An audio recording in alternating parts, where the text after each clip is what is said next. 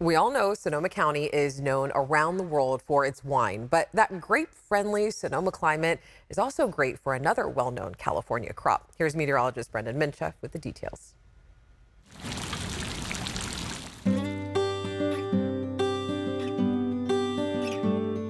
Sonoma County.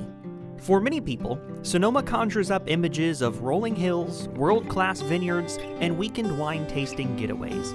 However, there's more than just grapes being grown here. There are some new rules and regulations around the corner, which is going to create more public access to these farms, potentially retail sales. Sonoma County is headed in a quite progressive direction as it relates to cannabis and tourism. Sonoma County has a great climate for growing grapes, but it's also a great climate for cannabis. The warm, dry summers, cool overnights, and late start to the rainy season means in the fall, you can end up with a field like this. It's got its challenges like growing cannabis anywhere. Eric Pearson is a cannabis grower in Sonoma County and CEO of Spark.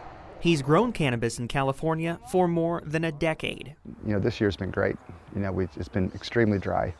A little bit hotter than we like, but with that we get drier evenings and drier mornings, and that results in less mold pressure, and that results in us letting the flowers fully mature, which it's those last week or so that really you count on to really get a ripe fruit. Like most things grown in Sonoma, occasional fog, molds, and temperature swings pose natural challenges to the cannabis crop. And in recent years, the heat has become more of a concern. It's just hotter. We've never had 102. It's not great for the flower production, but at least if it's hot, it's not wet, typically. Temperature plays a part in the color and taste of the cannabis. Extended periods of heat mellow out the flavor. Well, here's a nice purple one here. That's kind of pretty there. I don't know if that's too far away. This one back here. And you want that color, right? Yeah, people like purple. Well, they'll be picky sometimes. There's too purple, they don't want it. It's hard to please people sometimes. With the calendar approaching November and the nights getting cooler, the harvest is in full swing. And following a great growing season, there's a lot of work to be done.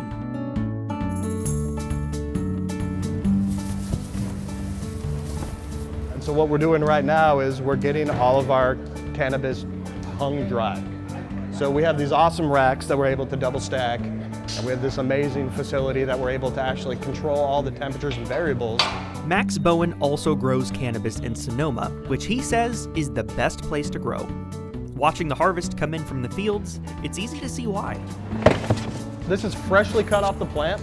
We cut it to size of the bins so it fits exactly on the hangers as we need it to maximize every square inch. And when we're in here, a lot of the workers are able to spot issues maybe we didn't catch in the field.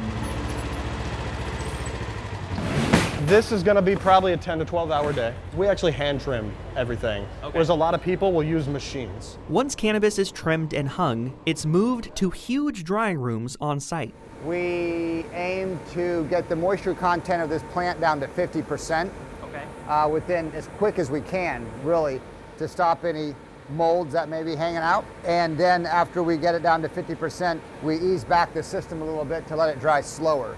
So we get a better cure, preserves more of the terpenes, which is what creates the smell of the cannabis. During my visit, this room smelled the most like cannabis. Plants in the field had that distinctive smell, but it was more amplified in this confined space. And Eric tells me that's a good thing. You trim it, you put it into a bag, and then when you open that bag, you want it to still smell. As you get further down the process and closer to the bag, it gets more and more challenging to preserve that nose. The consumer wants that smell, whether it be something more along the lines of like a diesel or fuel, or something more tropical, like a lime or a lemon. The cannabis will stay in this room for 10 to 14 days. From here, it gets trimmed and shipped to Santa Rosa to be produced and packaged. If it passes strict safety testing, it'll be shipped to dispensaries across the state. If it doesn't pass, they have to discard the entire batch. We have such stringent testing that it's down to the parts per billion in the plants. And if we even tried to use something, it would come up in a test and we'd have to throw it away. One of the biggest issues a lot of farmers here in Sonoma County have gone up against is when they're next to vineyards. The stuff that are neighboring the fences all start testing dirty. It's a real problem. But the weather and vineyard pesticides aren't the only challenges these growers face. We're working with our county government right now to make changes in the ordinance. We have a canopy tax here that's charged locally. I think it's like $35,000 an acre. It was twice that for outdoor. We've got that reduced significantly last year. Eric and Max say unlike cannabis farmers, grape growers face far fewer taxes in Sonoma County and have extensive subsidies, giving wineries in Sonoma a competitive economic edge. Why would you want to tax your businesses a whole bunch in your county and make them less competitive on a state level? When I have a cultivation tax I have to pay here, I have to pass that through on the product that I sell, and I'm selling my product up and down the state of California. That means my product, when it gets to LA, is going to cost more money than that product coming from a county that doesn't have a cultivation tax, right? Eric says reducing taxes is a relatively easy change that would help immediately. Not necessarily politically easy to do, but in theory, an easy law to change. Another element of cannabis law Eric would like to see changed regards tourism, being able to invite the public to the farms. That's something not currently allowed under county law. You've got your people watching TV, think this is interesting. Allow me to be able to say, you know what, you can come on up and take a look at it, you know, and you can buy cannabis from our little farm stand here. You can come out, you can have a nice afternoon and do your thing. That would be hugely beneficial to us. And we reached out to Sonoma County about what they are doing to help cannabis growers. They said in a statement, part quote, the County of Sonoma is committed to supporting the legal cannabis industry and has been proactive in working to establish a regulatory framework for the legal cannabis market that is consistent with state law and build on input from both the public and industry stakeholders.